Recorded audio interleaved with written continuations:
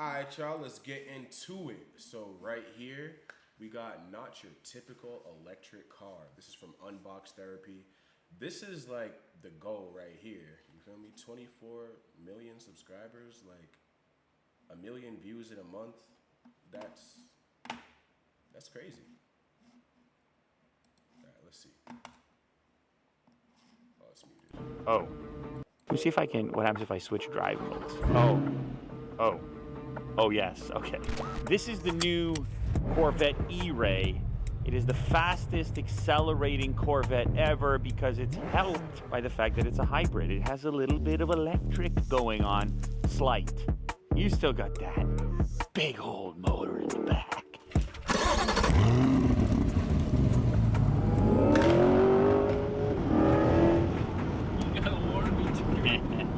But then you've got this electric kind of filling in the gaps, giving you that buzz, that little extra burst. It is a marriage of the old and the new, and I have to say, it's a little bit of fun. Like, to get all that and all you gotta do is press, you know, all you gotta do is press and hold. You press, you hold. It's not an electric car by any means, it's only an enhanced version. Now, there are other versions. Some might be faster around a racetrack, but in a straight line, that electric component makes this the fastest accelerating ever. When they rolled it in here, like, this thing was made for these lights, for this studio. Look at all the angles and stuff. It sort of looks like far more expensive cars. And arguably, the performance is similar to far more expensive cars as well. Big carbon ceramic brakes, and you have the mid-engine setup, so everything feels so planted. Plus, it's four-wheel drive, unlike most Corvettes, which are good.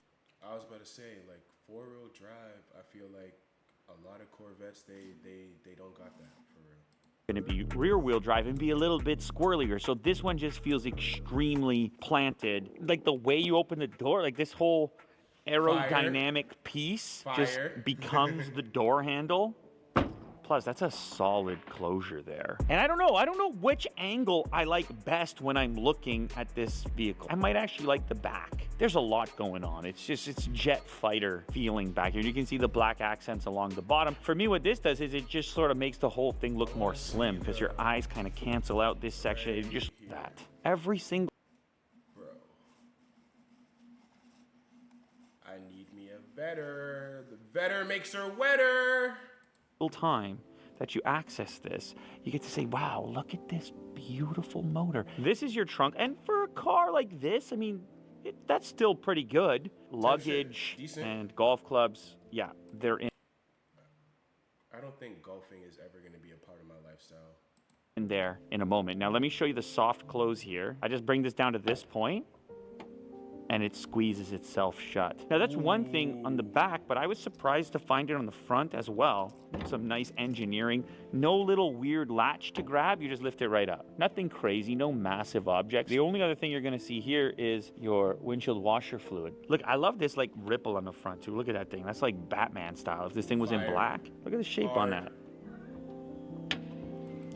If I get me a Corvette, bro, I'm definitely making my Corvette a Batmobile. Like, I want a McLaren more, but like, you gotta take what you get. So shit, better is more in my price range. Squeezes itself shut. You never have to slam it. You got a beautiful car like this, and then it kind of smoothly closes things, so you don't need to slam them. You appreciate that. You love it. Now, the other thing I should mention on the exterior, this roof panel means you don't even need to buy a convertible. This piece comes off, and it's meant to store in the trunk securely. So you just pull back like this and like that, and I guess there's one more like there, and then the whole thing lifts up. And because this one's four-wheel, what's it called, like a Targo top or something like that? I think it's a Targo top. Drive, I really think this could be a year-round Corvette. It's possible. They do sell a typical convertible also, but I think this is kind of the nicest mix because when you're driving around with this top on, it looks like a coupe, and then you pull it off and you've got a convertible. My phone in my phones, but I just started using the free ad block from Capital One Shopping, and you need to too. It's a desktop extension that blocks all drinks. It's really a unique experience. I've driven fast electric cars, fast gas-powered cars, not so many fast hybrids. When you have the two things kind of pumping in at the same time, you've got the enhanced sound from the electric, then you got the real motor. You're all discombobulated in a good way. You're like, I don't know, power. All the kinds of power I've got inside. Getting in, we're greeted initially by the E-Ray branding here. We know we have the electric enhanced version of the Corvette. We have a Bose sound system built. Everything is very tight and polished, and everything is angled towards the driver. I mean, this is the same for any Corvette, but also is the case here on the E-Ray. And we have blue accent seat belts, which is Blue is my favorite color, and I like sky blue, like baby blue. So like, yeah, this would go crazy. I wish his seats were blue. Like, I would just go blue on blue on blue. It's a nice touch. There's carbon fiber all throughout the seat construction. The steering wheel is one of my favorite aspects. Square circle design, E-Ray emblem here at the bottom, and the slick kind of polished carbon fiber on the top and bottom, which like normally you might have leather wrapped the whole way around, but this, I don't know, this was surprisingly, I liked this as I was driving around. Yeah, this button here is really the key. You hit this Z mode button and you dial in exactly whatever driving dynamics you want. When it comes to opening and closing the door, right over here, there's no handle that like you might be used to. Instead, you just press this button here and the door will open up. You've also got controls here for the frunk and the trunk. Sometimes I get a little bit worried when I'm in, you know, a sports car, supercar, whatever, that it's gonna just feel too cramped or I'm not gonna have enough adjustability to get. This interior to me is so fire because like how he said, it's all like angled towards you. So like you can hit all these buttons right here. The board is facing you. You got your controls right here. Then well, not your controls. This is like the park, brake, drive, all that shit. What's it called? The Prindle. And then right here, I think is like your modes. You got a little space right here. Is it the Z51 that has like, I think when you open this, you could put like your phone in there to charge it or something.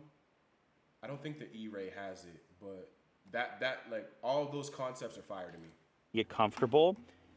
That's not the case in here. Just look at how much leg room, charger behind me. Oh yeah. People can get comfortable. I'm not too worried about that. Now we have heated and cooled seats. We have our wireless charger behind me. This is not the best location ever. And it works totally fine, but it's just a little bit of a strange It is, but like you shouldn't be driving and texting at the same time. Like if you gotta charge your phone, then charge your phone. If you could drive a Corvette, bro, you can afford two phones. Slap one phone on a hotspot, slap the other one as your GPS, and you good. You straight, twin. And you don't even need the GPS because you probably got a GPS built in. So realistically, it's like, what do you need your phone for? You don't need your phone when you're driving, bro. That's like why all these accidents be happening. to get over there. Although probably you should capacity. They just buried it in here. And it also adds to the balance of the car and the rigidity. Almost no like center console storage. You do have a USB A and C port. I mean, you could charge something in there, but beyond that, you're not storing a ton. You have two cup holders. You can close them off and cover them up if you want. Okay. I didn't know those were cup holders. I thought that was the same internal storage that was right here in the black.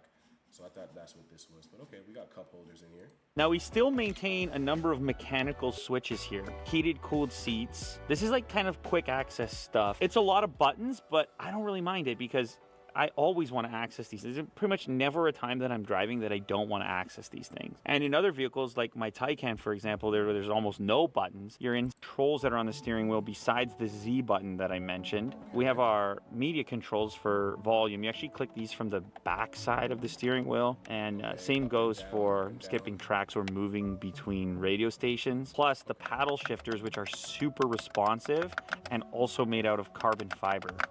Towards the center, this is our drive selector, and these are always kind of funky, but this one's easy enough to figure out. You flip this up for drive, park is at the top, reverse is here. These switches feel like Jet Fighter again. We also have our mode. I love that. I love like the clicking and pushing. Like I'm sick of the whole like pulling it back and forth.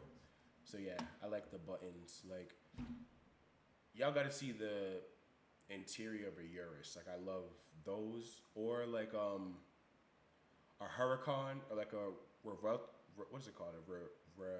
Fuck, I can't talk. Y'all know what I'm trying to say. God damn it. Mode selector, which is hidden under this leather piece. Actually, we're noticing now that we have a few different modes we can select from, even with the car turned off. This uses the electric motor only for quiet operation at low speeds. The transition then from the electric motor to the engine power takes 2 to 4 seconds. If you get up early and you're not trying to make a lot of noise, pulling out the driveway or whatever, I don't know, maybe you want to go with the stealth mode. I've heard others refer to it as a neighborhood exit mode. The other thing to mention in this position here is just how much everything is shifted over to the driver's point of view. This car does that more than a lot of other, yet the best leather interior, but they have a floor. You can see it down there. I'm actually going to turn this on right now. I'm going to give you your first exposure to the way that it sounds. Listen to this.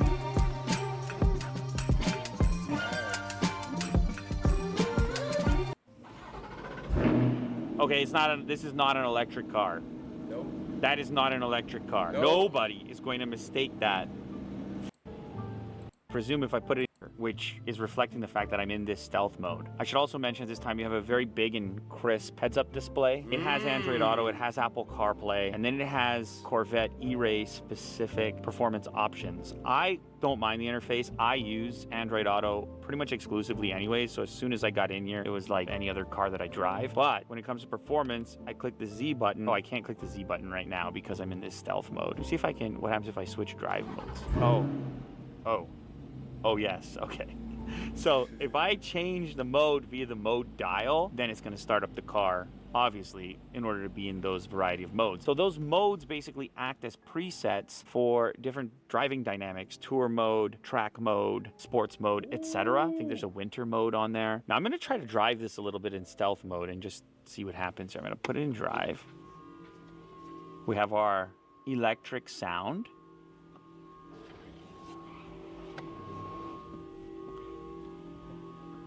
I mean, this is great for the He's whipping it in his warehouse. Like he's studio. No exhaust. And it is truly silent. Like it's making that noise so that you can hear me. But other than that, it's silent. Like you're not waking up any neighbors with that. This is only a pedestrian that you might hit. It's a bare minimum sound, you know? It is quiet. That noise could probably get annoying after a while. I would try to see if there was a way for me to like turn it down at least.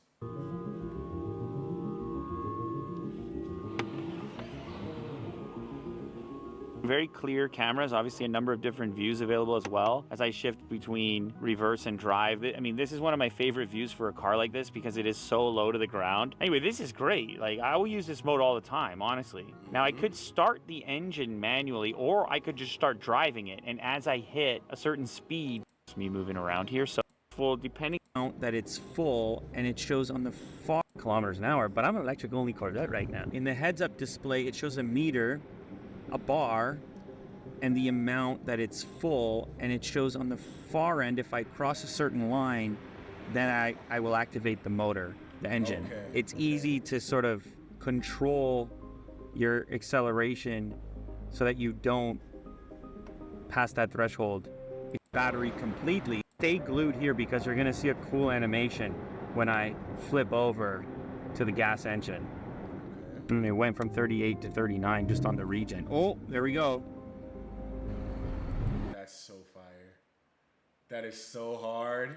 Why did we transition there? I don't know.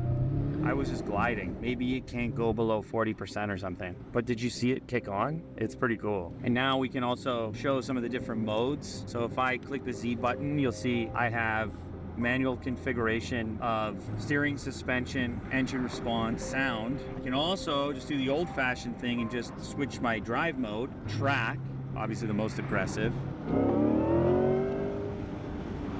I mean, it's a race car. For sure it's a race car. Obviously it's a race car. Feels great, man.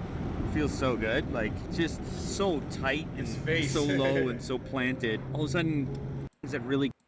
That thing is involved if you want to start want it.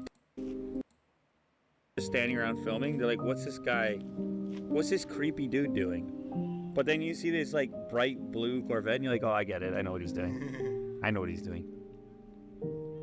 Yeah, a blue Vetter is what I need because the better makes her wetter. This shit hard.